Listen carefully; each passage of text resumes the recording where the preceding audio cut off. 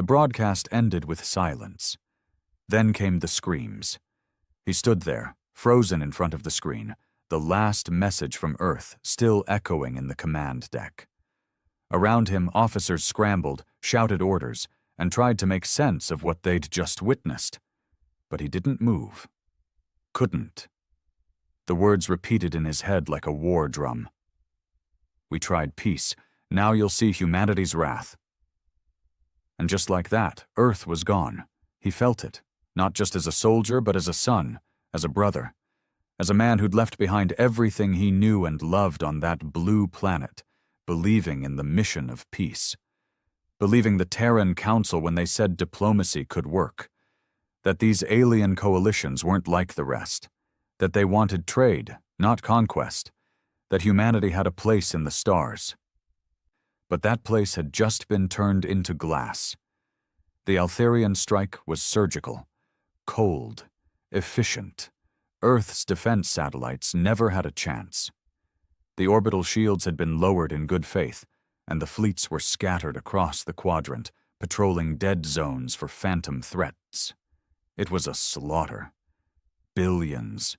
Wiped out before most even knew what was happening. They didn't bomb cities. They incinerated continents. He gritted his teeth until his jaw ached. His name wasn't important, not anymore.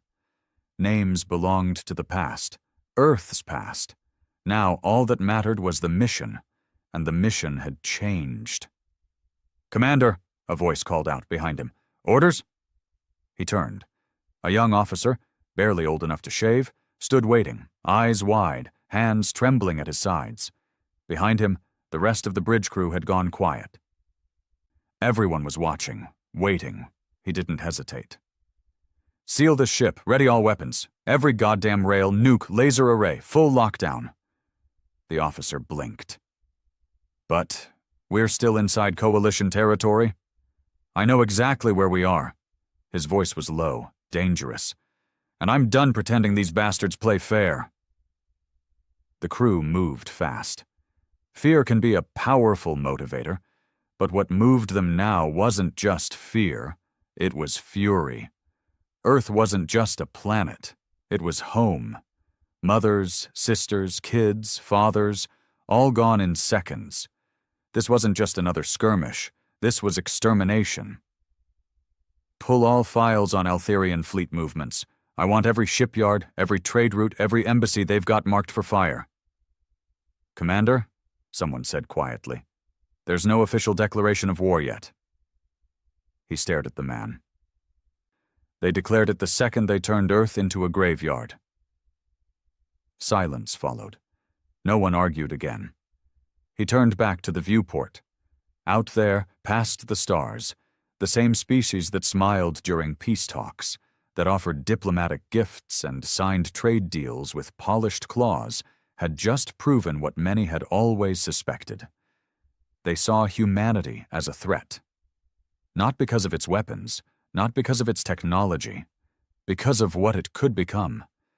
Humans were adaptable, resilient, violent when pushed, but more than anything, unforgiving. And now, vengeance was all they had left. A comms officer raised his head. "Incoming message from the Coalition High Table. They're calling for immediate negotiations. Claim the strike on Earth was a rogue act." He laughed, a hard, broken sound. "Play it to the waste systems. That's where it belongs."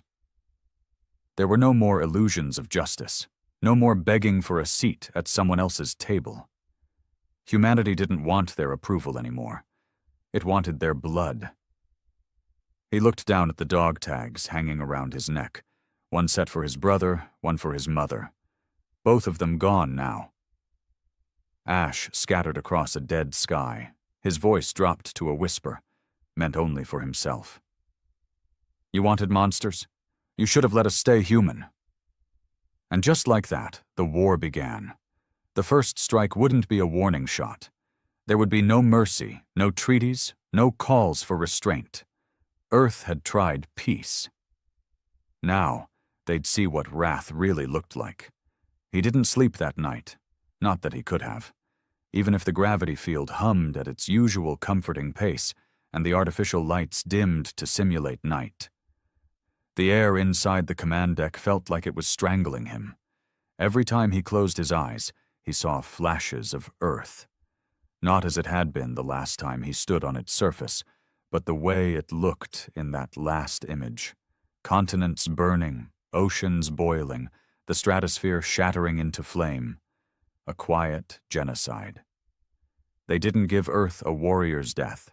There was no battle, no final stand, no chance to fight. It was an execution.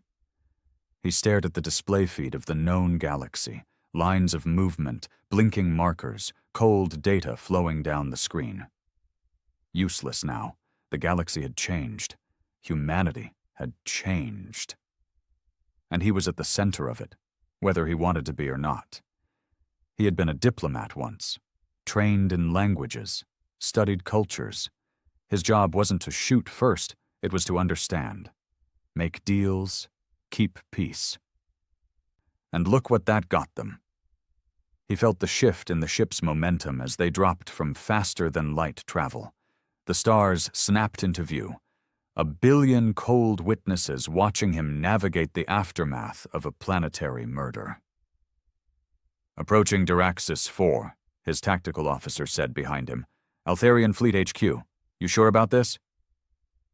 He didn't answer. Not yet. He stepped forward to the viewing panel as the deadliest symbol of alien pride came into view, a sprawl of metal and arrogance orbiting a lifeless gray moon. A command fortress, shielded, defended, proud. Once, they'd been allies. Once, humans had walked its corridors. Now he'd turn it into a grave. Load the Hellbreaker warheads, he said. Silence behind him. Shock. Then the scurry of motion. Sir, those were never sanctioned for use. I know what they are, he said, not turning around. I also know my mother lived in New Madrid. She didn't even know the sky was falling before she died. The silence deepened. Every man on that deck carried something now. A burned city, a lover's last call, a child they'd never see again. And sir, the officer said quietly, are we going public with this? He turned at that. The crew needed to see his face, see that he wasn't hiding behind grief, that he wasn't broken. No more whispers, he said. No more classified missions or silent retaliations. This is our response. The galaxy will watch us burn the ones who lit the match. The comms officer swallowed. Live feed? Wide spectrum. Open access. Let them all see what it looks like when humanity stops asking for mercy. He turned back to the viewport. The Diraxis fortress spun slowly in the void, unaware. They'd underestimated humans for centuries, mocked their early tech, smiled politely while fencing them in, and when humans finally reached the stars, all they wanted was a seat at the table, but instead, they were fed lies, treated like pets, managed like a disease, and then executed like vermin, no more. Launch all warheads, he ordered. No fanfare, no countdown, just fire. The Diraxis defense net lit up too late, sluggish and arrogant. It caught maybe 1 or 2 of the incoming missiles before the rest crashed into their shield grid like thunder. The Hellbreakers weren't just weapons. They were rage turned into science, a synthesis of plasma bursts, gravitic fractures, and molecular destabilizers. He watched in silence as the first wave hit. The fortress screamed across every frequency, not with words but in raw panic. You didn't talk when you realized the gods you mocked were real and furious. Shockwaves lit the moon's surface. Metal folded in on itself. Flame poured from ruptured hangars. Fighters scrambled but had nowhere to go. The whole structure bent inward, the vacuum consuming everything. Still he watched. Still he felt nothing. Only when the final explosion gutted the core reactor, a sun blooming in the dark, did he nod to the comms officer. End transmission. The silence afterward wasn't empty. It was holy, a requiem sung by fire and debris. He turned from the viewport and headed back to the war table. "We just committed an act of galactic war," his second-in-command said quietly. "No," he said. "We answered one." The others didn't argue. The ship, the Remnant's Vow, wasn't a carrier or a warship in the beginning. It had been diplomatic, equipped for peacekeeping. He remembered when they first walked its halls, humans and aliens both, debating tariffs and trade routes. Now those same halls were quiet. Every non-human ambassador had been jettisoned into the void 2 hours after Earth fell. Mercy had died with their planet. "Status report," he said. Tactical spoke first. "Fleet assets receiving signal. We've got independent ships pledging allegiance, a few Martian cruisers, some former outposts. Word's spreading." "Good," he said. "We won't win with politics. We win with numbers, chaos, relentless attacks. Hit them where it hurts, fast and loud." Logistics followed. "Supplies are thin. Most of our Earthside lines are gone. We'll have to start raiding." "We will," he said. "We take, just like they did." He sat at the war table, not to rest, but to plan. Maps unfolded, systems blinked, and for the first time in his life, he wasn't looking for diplomacy. He was hunting. That night, if you could call it night in space, he found himself staring at a small data chip. It was old, cracked, the kind you'd buy in a market back before Earth was ash. On it was a recording, his brother's last message. He hadn't listened to it since the attack. He pressed play. The voice was younger than he remembered. "Hey, I know you won't hear this for a while, not with your calm blackout schedule and all, but I just wanted to say, Mom misses you. So do I. We're proud, man. You always wanted to be the guy that helped people, made peace. But don't forget where you came from. Don't forget that we fight when it matters. You taught me that. Anyway, take care. Maybe next time you come home, we'll—" The message ended there. Static swallowed the rest. He sat in silence for a long time. Not a tear fell. Grief was a luxury he couldn't afford anymore. But rage was abundant. A quiet ping interrupted his thoughts. A private channel request. Untraceable, encrypted, he accepted. A face appeared, human, scarred, eyes cold. "Didn't think I'd hear from you," the man said. "Didn't think I'd need you," he replied. The other man grunted. "You just made half the galaxy soil themselves. The Diraxis hit was messy."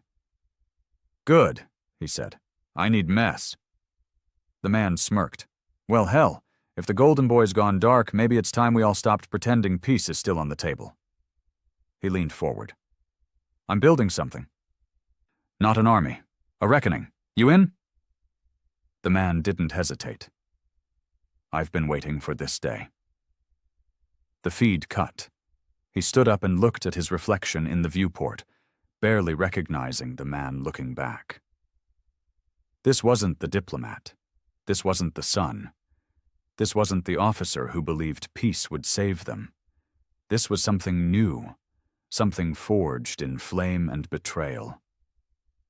He walked to the main deck. "Set course for the Hallory Nebula. Their supply convoys run through it. We'll intercept, destroy, and leave one survivor to carry the message." Tactical nodded. "What message, Commander?" He didn't even blink. Humanity's not begging anymore.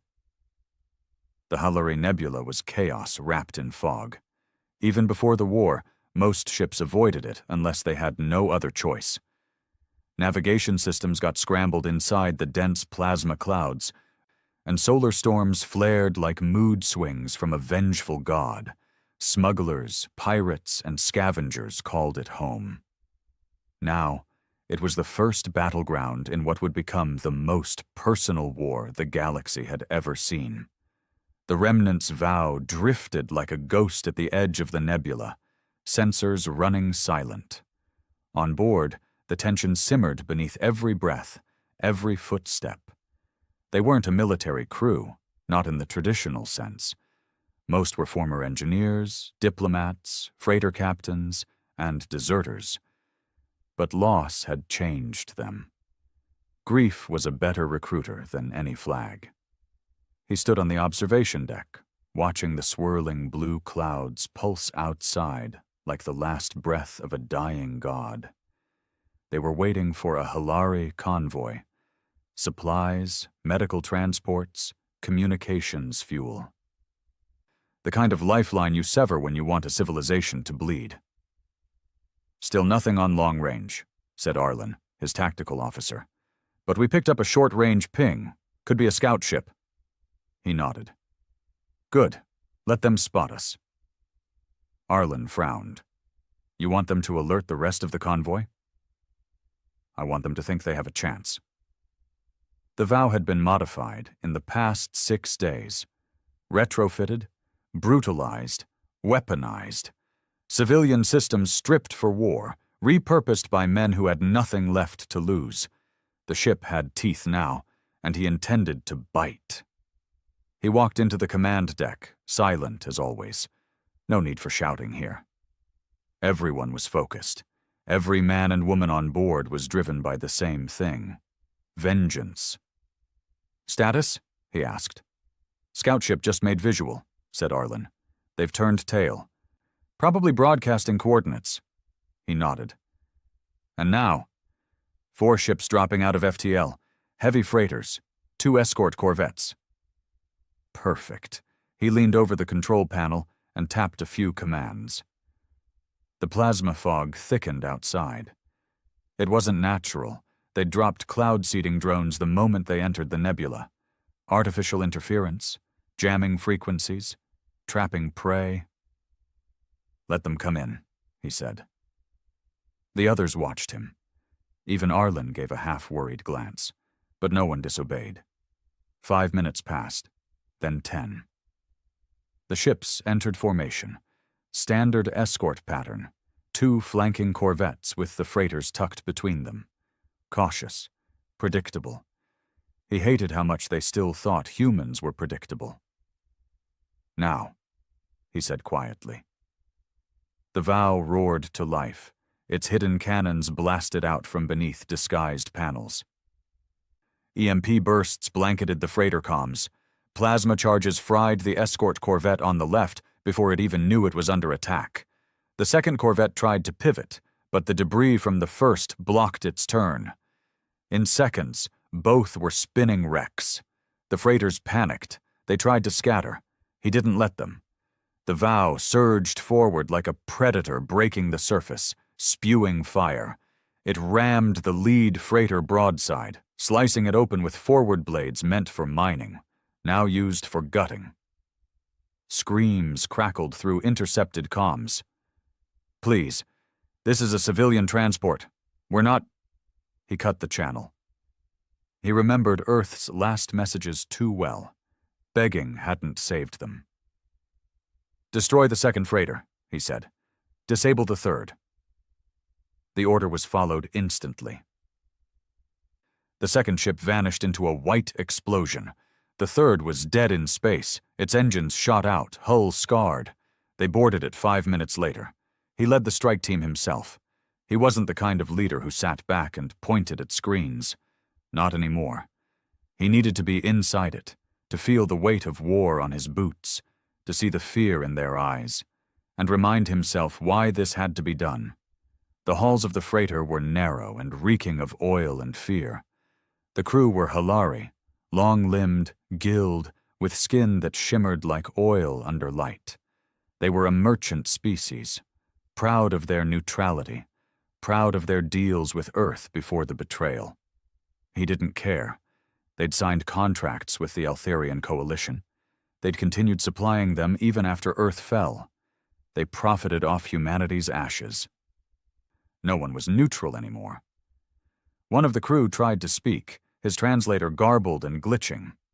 "Don't," he said flatly. He raised his weapon and fired. Not out of rage, out of message. There would be no deals now, no bartering, only reckoning. They took only one prisoner, the freighter captain. Pale, shaking, stuttering. What do you want?" the alien asked as he was shoved onto the floor of the Vow's command deck. He crouched in front of the creature. "I want you to go back and tell your masters something." He leaned in close. "Tell them we're not asking for peace. We tried that. Now we're coming for them. System by system, ship by ship. And when we're done," he stood up, "there won't be anything left to bury." He ordered the captain tossed into a pod and jettisoned back toward Coalition space, alive, bleeding, and terrified. That was the point. He turned to the others. "Burn the freighter." Some hesitated. "Sir, it's just a cargo hauler." He looked over his shoulder. Just once, and that was enough. The ship was incinerated 10 minutes later. He watched the flames drift through space like petals on black water. Later, in the quiet of his quarters, he stared at the list. It had been growing, name after name. Shipyards, governments, corporate syndicates, defense contractors. Every one of them had made credits off humanity's destruction. Every one of them had turned their back while Earth died. The list was long, but he had time. A soft knock came at the door. He didn't answer. He didn't have to. Arlen stepped in anyway. "You know this isn't going to stop, right?" Arlen said quietly. "I don't want it to stop." Arlen hesitated. "Even if we burn the Coalition to the ground, Earth's still gone." He said nothing. Arlen took a breath. "They'll paint us as monsters, terrorists, mass murderers." "We are," he said coldly. "Now they get to see what they made." Arlen nodded. He didn't agree, not fully, but he understood. And that was enough. Before leaving, Arlen turned. "You've got a message, encrypted, from the surface of Gyros Station." Gyros. He hadn't heard that name in months. It was a fringe station, once a Terran outpost, later abandoned. A graveyard now, or so they thought. He activated the message. A woman's face flickered onto the screen. Worn, scarred, eyes hard. Human. "Commander, if you're seeing this, then you've declared war, and I'm not here to stop you." She leaned closer. "I'm here to join." The screen went dark. He didn't smile. But for the first time in days, he felt something shift. Humanity wasn't dead, not all of it. The spark had survived, scattered across ships, hiding in asteroid belts, buried in fringe stations, survivors, fighters, and now they were waking up. The message from Gyros Station was spreading like fire through dry leaves. Within hours of decoding the signal, 2 more independent fleets pinged their location to the remnants' vow. One was a Martian rebel flotilla, long thought lost. The other, a civilian freighter group turned pirate after watching the Altherian blockade cut off every exit from the Kuros system.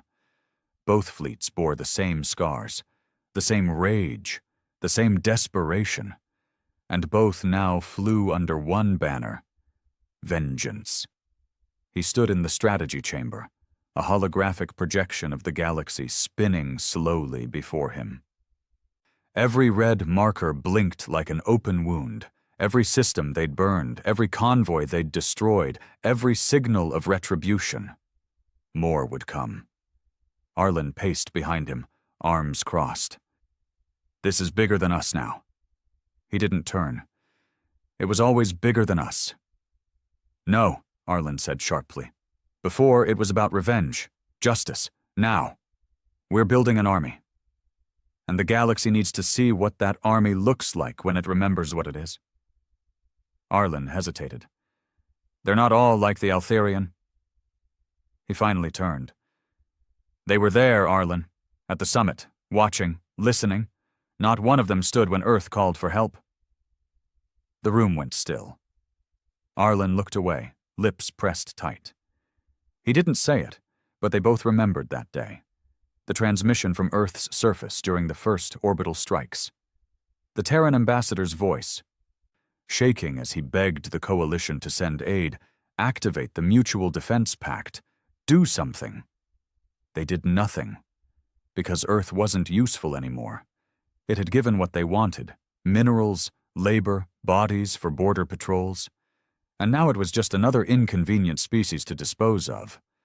Fine, let them see how inconvenient humans could be when cornered. "Bring up the gyros transmission again," he said. The screen flared. The woman's face returned.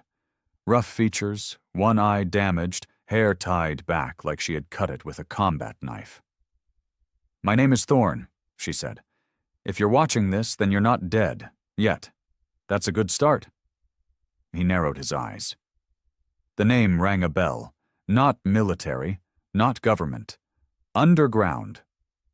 I used to smuggle medicine through coalition checkpoints until they raided our camps, called us insurgents, and burned half the colony. She took a breath. "I've got ships, I've got bodies, I've got tech they thought they buried with Earth." Her eyes bored into the screen. "You want a war? I've got one." The message ended. He tapped the console. "Send a response. Secure channel. Tell her I'm coming." Arlen blinked. "You're going to Gyros yourself?" "Yes." "You know that station's not stable. No law, no loyalty. That's where humans thrive." He left the chamber before anyone could argue. The trip to Gyros took 12 hours. He made it alone, in a stripped-down stealth runner nicknamed Scythe. No entourage, no fleet, just him, and the weight of Earth on his shoulders. He landed in the outer docks, rusted, scorched, barely holding atmosphere. Gyros was a skeleton of its old self. Broken rails. Lights that flickered like dying stars. The last time he'd been here, years ago, it was a research station turned refugee hub. Now, it was a nest for ghosts. The air reeked of plasma residue and unwashed bodies. As he stepped off the ship, 3 figures in scavenged armor approached. No insignias, no clear chain of command, just eyes that watched too closely. "You the commander?" the lead asked. He said nothing. That was answer enough. They walked him through tight halls, past half-functioning defense drones and patched-up bullet holes. Here, every face told the same story. Survivors, barely.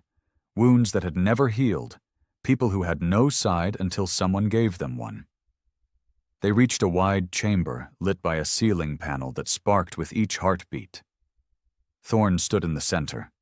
She looked older in person. Or maybe just tired. "You didn't bring an army," she said.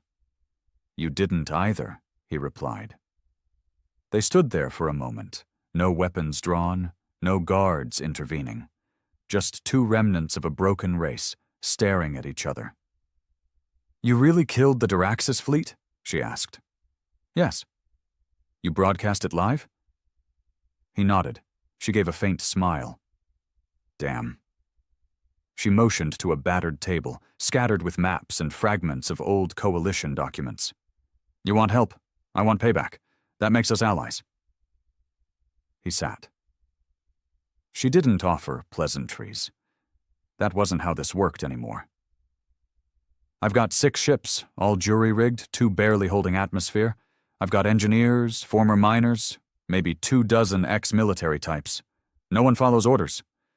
"Good," he said. "I don't give many." She raised a brow. "You're not what I expected." "I was a diplomat." She laughed. Dry and bitter. Hell of a career change. He glanced over the table. Gyros was a strategic nightmare, too close to several disputed trade routes, crawling with mercenaries, no reliable defenses. But it was also a symbol, a place the coalition had written off. Another reminder that humanity was meant to fade quietly. "You want to do more than survive," he said. "You want to make noise." "Surviving got us nowhere," she replied. "The galaxy ignored us when we were polite." He nodded. Then let's be loud. The raid on Solaris Depot came 3 days later. It was an outpost deep in neutral space, supposedly off-limits to all conflict, but everyone knew the Altherian used it to move fuel and weapons to their border patrols. They hid behind diplomacy, cloaked their shipments in humanitarian codes. He didn't care.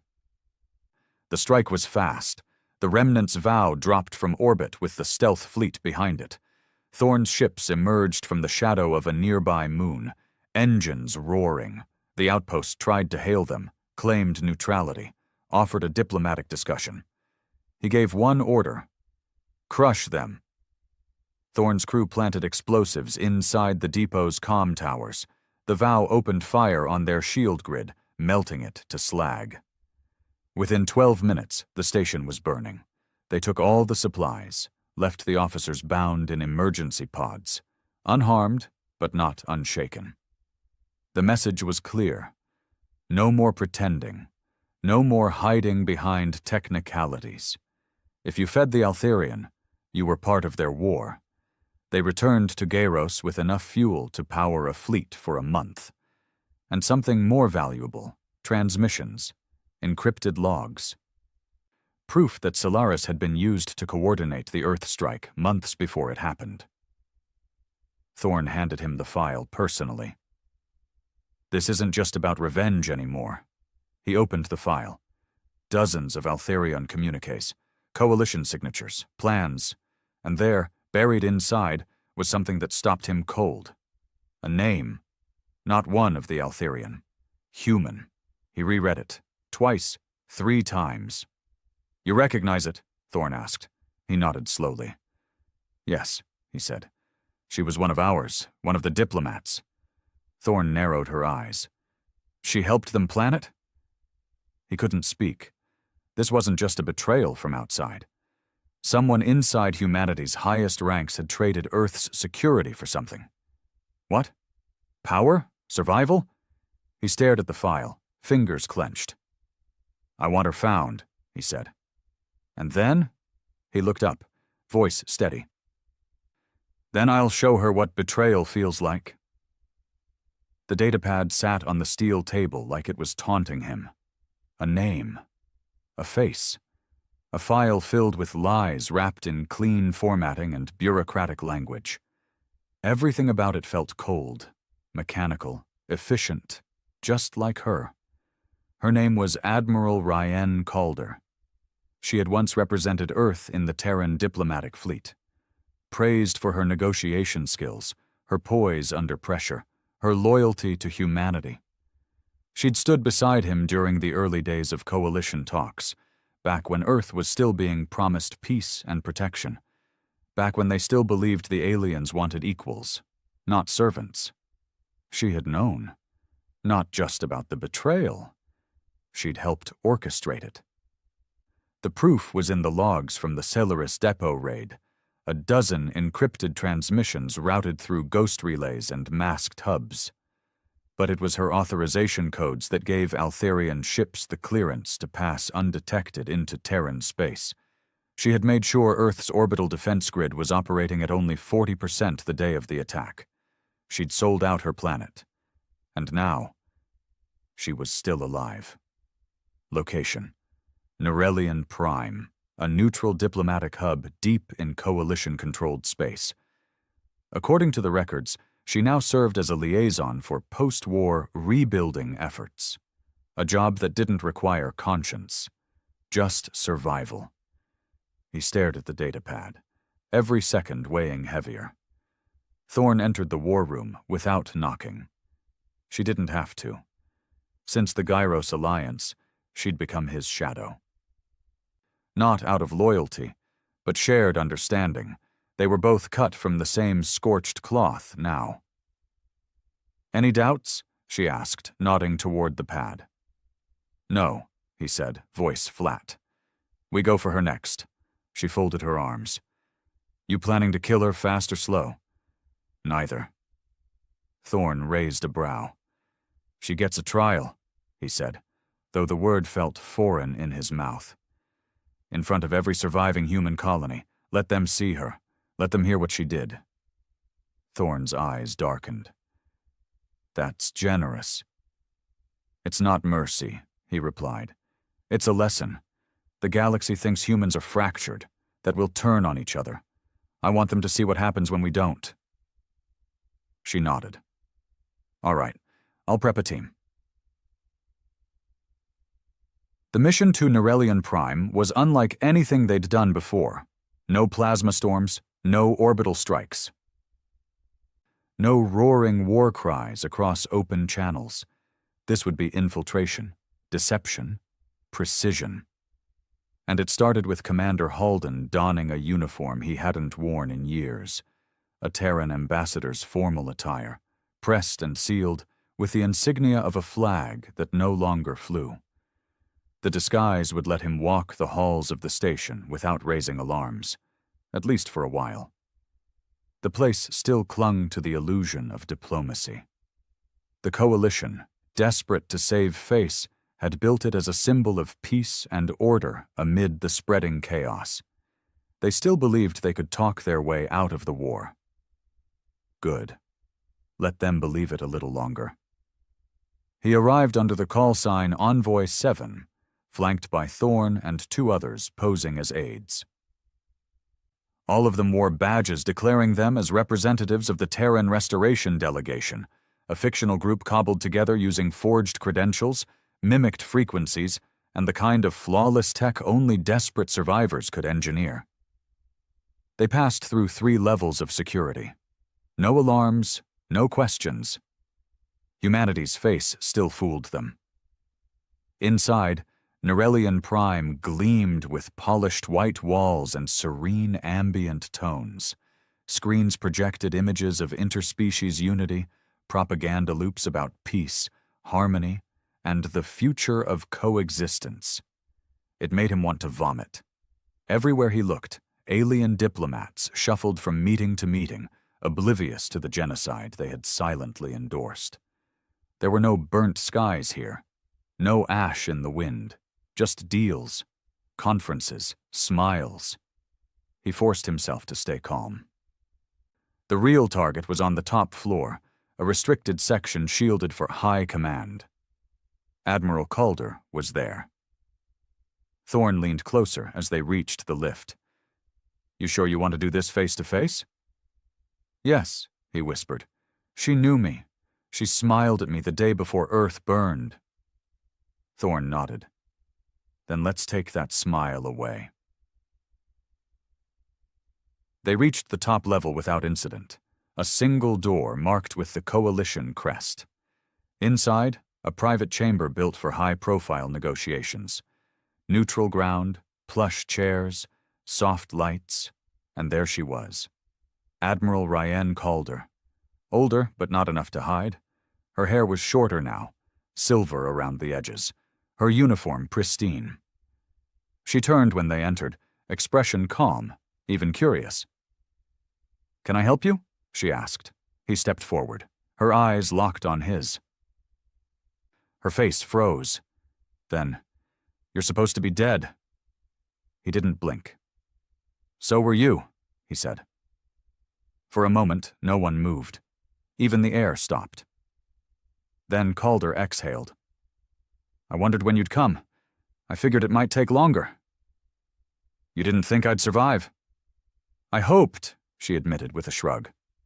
But no, not really. He nodded. At least you're honest. She gestured to the chairs. So, what happens now? You're coming with us, he said. You'll be put on trial before every surviving colony, every child who watched their parents burn, every human who had to scrape their home off the inside of a helmet. She laughed, bitter and sad. You still believe in trials, laws, courts? I believe in justice, he said. You owe the dead your voice. I gave them survival, she snapped. Do you know what the Coalition was planning? Total extinction. They would have sterilized the Earth system, removed every trace of humanity. I made a deal. 1 planet for the rest. 1 wound to prevent decimation. You gave them a target, he growled. You told them how to hit us so we couldn't hit back. I bought us time. You sold out everything." Silence again.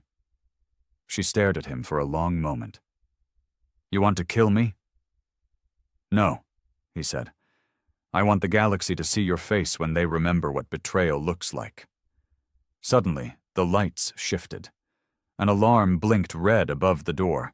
Thorne's voice snapped through the comm. "Commander, we've been flagged. Security lockdown in 60 seconds. He stepped forward, grabbing Calder by the arm. "We're leaving. You can walk or we'll drag you." She didn't resist. "I was going to come either way. Might as well go loud." The escape was fast. Alarms screamed across the station. Doors sealed. Barriers fell. But they had planned for this. Thorne's team dropped smoke drones, overloaded power relays, and jammed coalition comms. The halls turned into chaos. In the confusion, the group slipped into a docking bay where the Scythe waited. They launched just as coalition cruisers powered up defense grids. Too late. The stealth runner vanished into the stars. Back aboard the Remnant's Vow, Calder sat in a containment room. No shackles, no torture. Just silence. He watched her through the screen. Arlen stepped beside him. "You did it." He didn't reply. Thorne appeared next, tossing a datapad onto the console. "We've got traffic. The Coalition's panicking. We broke one of their icons out of their most secure base. They're scared." "They should be," he muttered. Arlen frowned. "What about her?" He stared at Calder. She sat with perfect posture. No remorse. "She'll talk," he said. "And when she does, we'll tear their lies apart, piece by piece." "And if she doesn't?" Thorne asked. He looked at them both. "Then she'll be the last thing they see before they fall." The war room had been transformed into a tribunal. Not a court in the traditional sense. No robes, no ancient laws, no scripted neutrality. This was justice born of ash and silence, built in the vacuum where a government used to exist. It had no borders, no alliances, no official jurisdiction, just pain and survivors, and a hunger for truth. The commander stood before a broadcast rig hastily welded into the wall of the Remnant's Vow. Lights flickered. Antennas groaned as they transmitted across the shattered remnants of humanity, every surviving colony, every hidden ship, every desperate soul tuning in from the edge of extinction. "Transmissions live," Thorne said quietly. He stared into the camera. "My name no longer matters," he said. "What matters is that I was there. I saw Earth die. I heard the silence after the screams." The crew behind the camera said nothing. He held up the datapad containing the Solaris files. "We were betrayed, not just by the Altherian, not just by the Coalition, but by our own." He tapped the console. Behind him, a large screen lit up, and the face of Admiral Ryan Calder filled it. "This woman gave them the codes. She opened the gates. She signed Earth's death warrant and called it mercy." The screen shifted to the prisoner room. Calder sat calmly, hands in her lap, staring straight ahead. "She is alive," the commander said, "and today she will answer." He stepped away. The feed remained active. Calder's image stayed on every screen across the stars. And then the questions began. There was no jury, no attorneys, just voices. From every corner of the void, survivors patched in through low bandwidth, cracked signal relays. A man from the moons of Enceladus. "My daughter burned in New Osaka. She was 12. Why didn't you warn us?" A mechanic from a derelict Martian rig. "You told us to stand down. You told us we were protected. You lied." A pilot from the Vega Freeborn. "I watched the sky fall on my wedding day. I dug my wife out of a crater. She didn't have a face left." Each time, Calder sat in silence. Then, finally, she spoke. "I did what was necessary." The words sliced through the silence like a blade. "I had a choice," she said calmly. "Negotiate partial destruction or watch the Altherian sterilize the species. They promised one strike. Just Earth. If I cooperated..." Gasps came through the transmission lines. "You trusted them?" the commander said coldly. "I didn't trust anyone," she snapped. "I acted. You gave them the heart of our world. I gave you all a chance to scatter, to run, to hide. I gave humanity time." The commander clenched his fists. "We didn't need your sacrifice. We needed a fight. You stole that from us." "I saved more than you'll ever know," she said. "No," he replied, stepping toward the screen. "You saved yourself." Calder finally broke her gaze, looking down for the first time. "There was another deal, wasn't there?" he said. "That post on Narration. They let you live because you handed us over." She didn't answer. "You gave them our fleet positions, our defensive weaknesses. You helped them target cities where resistance would be slowest." Her silence was all the confirmation they needed. Across the stars, voices rose in outrage. The chat feeds exploded with fury, thousands watching, tens of thousands. Calder's name trended across the last remnants of the Terranet. "I want her dead!" someone screamed through a connection from Europa. "Airlock her," another voice demanded. "She doesn't get to breathe while my son's buried under Europa ash." The commander held up a hand. "No," he said. "We are not what they think we are." He turned back to Calder. "You will not die today." A hush fell. Calder looked up, stunned. "You will live," the commander said. "You will live long enough to see what we become, to see humanity rise not because of you, but in spite of you." She laughed bitterly. "You think this is a rise? You're just animals now." "No," he said, voice low. "We've just stopped pretending to be guests in someone else's galaxy." He cut the feed. The transmission ended, but the message had already taken root.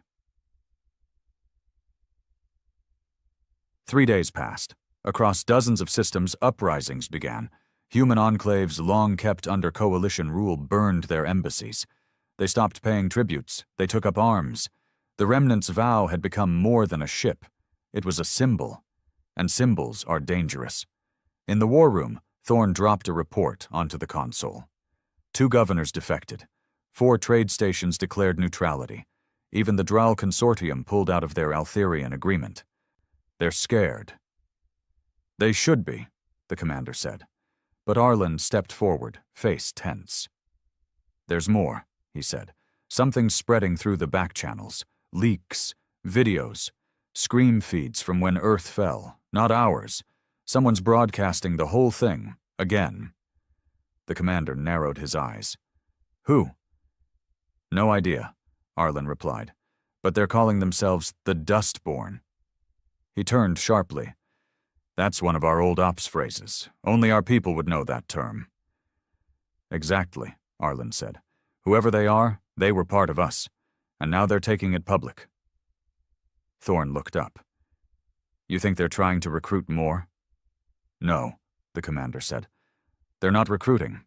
They're reminding." He walked to the map table. The red markers were spreading. But now green markers blinked too. Resistance cells. Sympathetic colonies. Secret arms caches activating after years of silence. The war was no longer a retaliation. It was becoming a revolution. "Find them," he said. "This Dustborn group. If they're with us, we coordinate.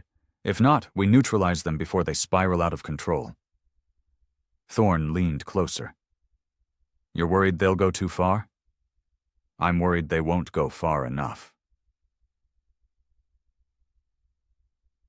That night, sleep was a myth.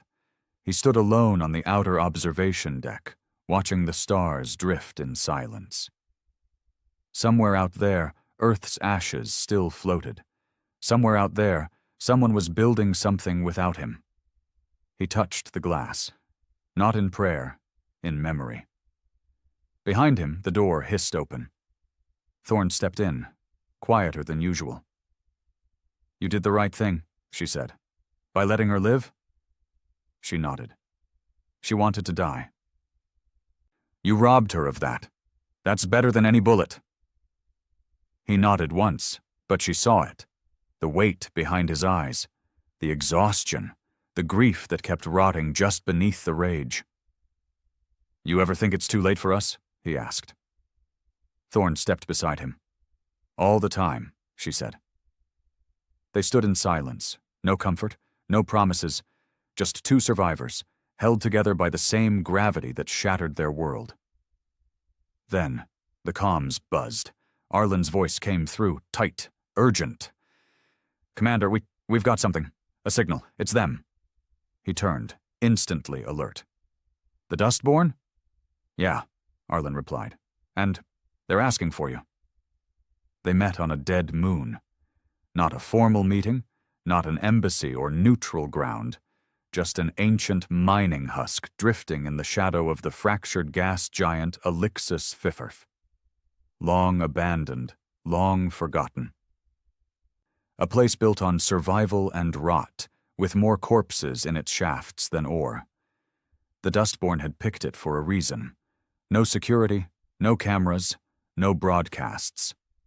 The commander arrived with Thorn and a silent escort of 2 guards, both loyal, both ex-Marines turned insurgents after losing everything. None of them wore uniforms. They wore the war-like second skin now, scarred, scorched, and unapologetic. The docking bay was pitch black, except for a single strobe light blinking in the far corner. A signal. A test. He walked straight into it. No hesitation. This wasn't arrogance. It was a message. "We're not afraid of shadows anymore."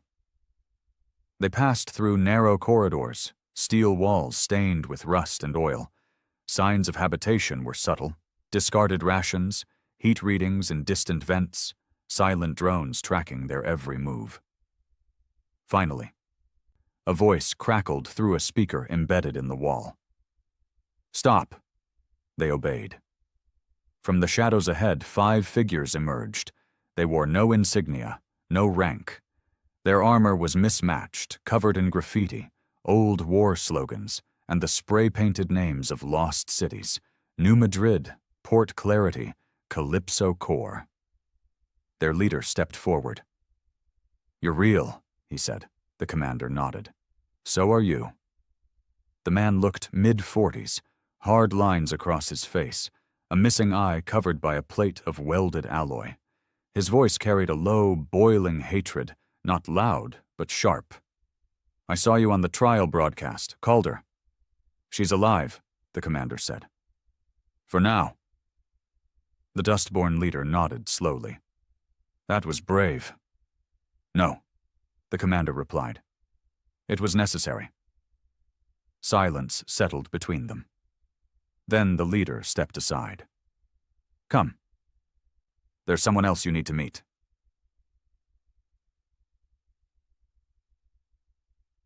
They led them through twisting stairwells and old tunnels until they reached a wide chamber, a command hub, long stripped and rebuilt from scrap. Screens covered the walls, flickering with ghost signals, intercepted transmissions, and archived coalition footage. And there, standing in front of it all, was a girl. No, not a girl, a woman. But young, maybe 23, maybe younger. Wearing a weathered tactical vest, her hair tied back, her eyes raw with exhaustion and defiance. She didn't salute, didn't speak, just stared at him like she already knew him. "You're the voice," he said. She nodded. "I am." "You've been spreading the scream feeds, Earth's final moments. People need to see it," she said. "Not polished news cuts, not the diplomatic edits. The raw truth." The commander stepped forward carefully. "You're Dustborn?" She shrugged. "We didn't pick the name. It picked us." Thorn looked around. "You have a lot of followers." The girl didn't look at her. "We don't want followers," she said. "We want witnesses, And soldiers. The commander studied her face. There was pain there. Real pain. Not performative. Not political. This wasn't about glory. This was someone who'd lost something that couldn't be put into words. "Who did you lose?" he asked. She blinked, then said quietly, "Everyone." She walked to a nearby console and tapped it. A hologram lit up, a recording from Earth, time-stamped 12 hours before the orbital strike. A family, her family, sitting around a table, laughing over some forgotten meal. A mother, a brother, an uncle, a dog barking in the background. And her, younger, softer. He felt something twist in his gut. "I was off-world," she said. "Supply run, ship delays. I came back 2 days later, and there was nothing." The feed ended. She turned to him. "You said we weren't monsters, that we wouldn't become like them." "I meant it," he said. "But what if it's too late for that?" she asked. He frowned. She stepped closer. "You've seen what they've done, what they're still doing. You know they won't stop, not unless we erase them." "We're already fighting," Thorne said. "No," the girl snapped. "You're still targeted, still controlled. You're choosing your strikes. That's mercy they didn't show us." The Dustborn leader nodded in agreement. "We want full-scale retaliation.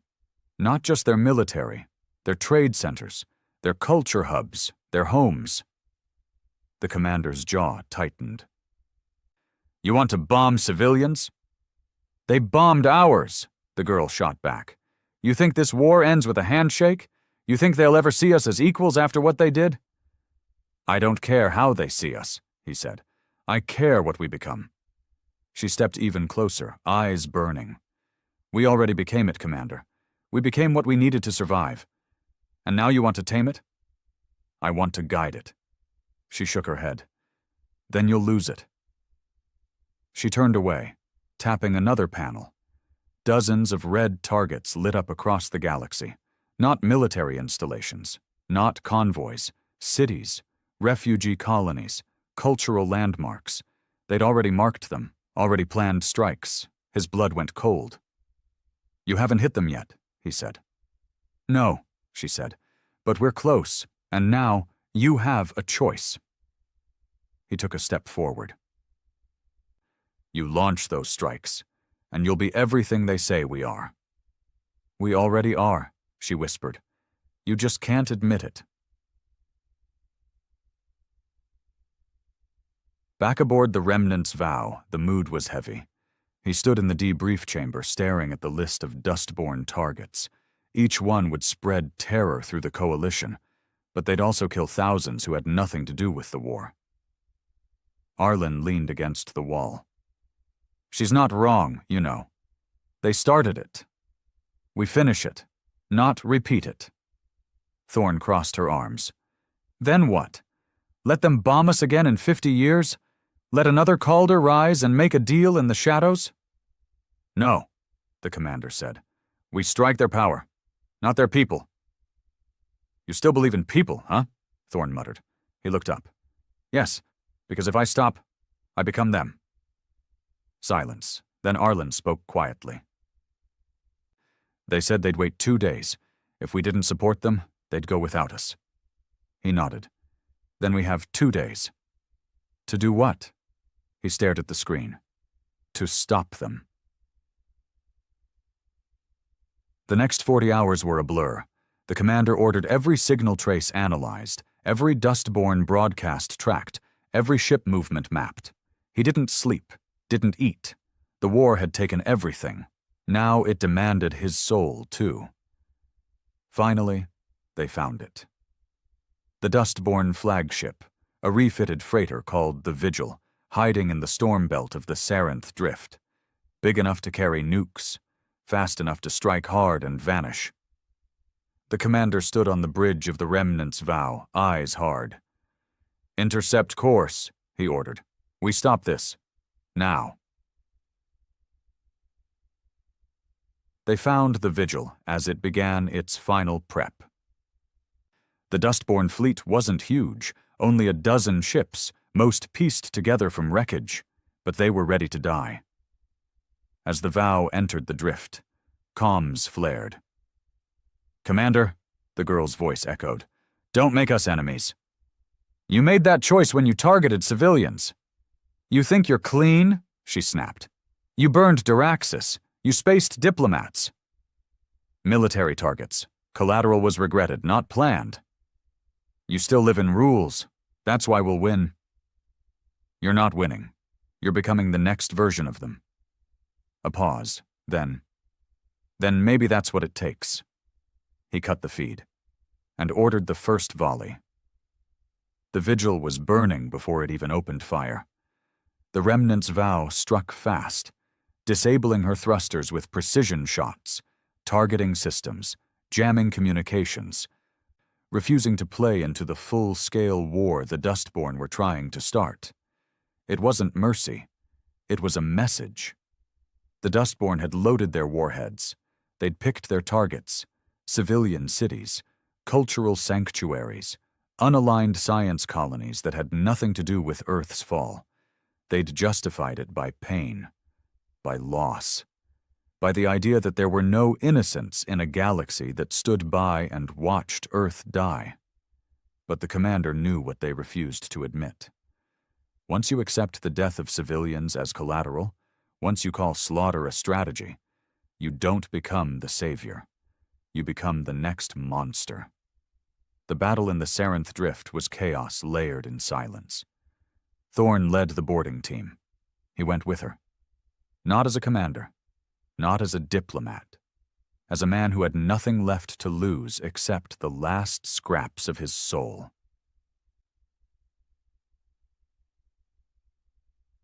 They stormed the Vigil's main hangar under thick magnetic shielding.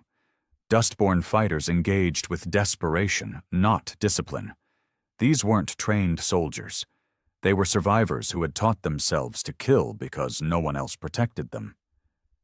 But the Vow's team was surgical. No wasted shots, no unnecessary kills. That mattered to him. They fought through the corridors like ghosts moving through the veins of a dying giant. Explosions rocked the walls. The ship moaned with pressure warnings. And at the heart of it all, in the bridge, she waited. The girl. The voice of the Dustborn. She didn't run, didn't even reach for a weapon, just stood in front of the command console, eyes glowing with something between fury and grief. "You shouldn't have come," she said. He stepped in, breathing heavy, armor scorched. A cut bleeding down his cheek. "You gave me no choice." She nodded slowly. "I never wanted to be your enemy," she said. "You spoke for us when no one else did. But then you flinched. You chose the moral road while the rest of us crawled through ash." "I chose humanity," he said. "You chose vengeance." "No," she snapped. "I chose memory. I remembered what they did, and I chose to make them feel it." She reached for a control on the panel. He raised his weapon. "Don't." Her hand paused over the trigger. "They need to know," she whispered. "They do know," he said. "They saw Earth burn. They heard our cries. But this, you think wiping out thousands of innocent lives will bring justice? It won't bring them back," she whispered. "But maybe it will stop the next betrayal." "You're wrong," he said. "This is how it starts again. With us." Silence. Then, for the first time, her voice cracked. "You don't get it. I had to watch the aftermath. I walked through the ruins. I picked up pieces of my mother's arm. Do you know what that smells like?" He lowered the gun, just slightly. "I do." Her lip trembled. "And you still think they deserve to live?" "No," he said. "I think we deserve to live, as more than weapons." She stared at him for a long time, then said, "They'll never respect us." "They don't have to," he said, "but they will fear what we stand for. If we destroy them for no reason, we become a threat. If we destroy their systems, their weapons, their lies, we become a force, and they'll never forget us again. She closed her eyes and stepped back from the console. He moved forward and deactivated the strike sequence. One button. That's all it would have taken to turn Earth's survivors into monsters. He turned to her. You'll answer for what you tried to do. She nodded. I know. They brought her back in restraints. Some dustborn fought to the end. Others surrendered. Some wept when they saw what nearly happened. The war wasn't over, but something deeper had been avoided. A line had not been crossed. Not that day. Weeks passed. The Remnant's vow became more than a warship. It became the base of the human coalition, a new, unaligned force of colonies and survivors who refused to belong to anyone else again. Not the Altharian, not the old Terran Council, not the ghosts of diplomacy. They were not begging anymore. They were building. Thorn sat at the war table, sorting through transmissions. New pledges coming in daily? Even non-human species. He raised a brow. She shrugged. Turns out even the coalition has defectors.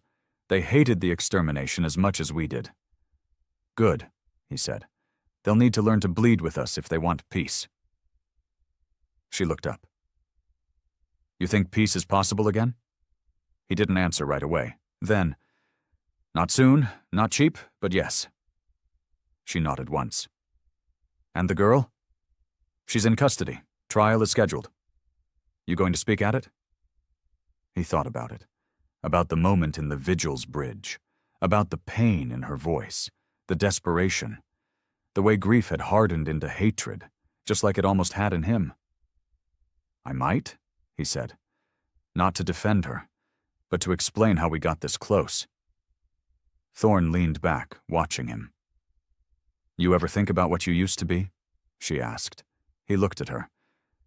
I remember. Every day. Do you miss it? He took a breath. No, I miss the illusion of it, but now I know what's real. She nodded. Outside, the stars blinked.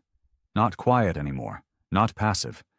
Now, when other species saw Earth's flag, scorched, redesigned, stitched from ruin, they didn't see weakness. They saw the price of betrayal. They saw humanity's wrath. But they also saw something else. Survival. Resilience. A race that had every reason to become monsters, and chose not to. That night, the commander returned to his quarters. He removed his armor slowly, let the silence settle around him, then walked to the small window that faced the void. There, floating beside the vow, was the scattered wreckage of the dustborn flagship. It hadn't been destroyed, just disassembled. Its parts were being used to build something new. Something better, reborn from the edge of horror. He reached into a drawer and pulled out an old photo. His brother. His mother. A sky in the background that no longer existed. He looked at it for a long time, then, finally, whispered, I kept the line, and for the first time in years, he let himself feel it. Not rage, not grief, just peace.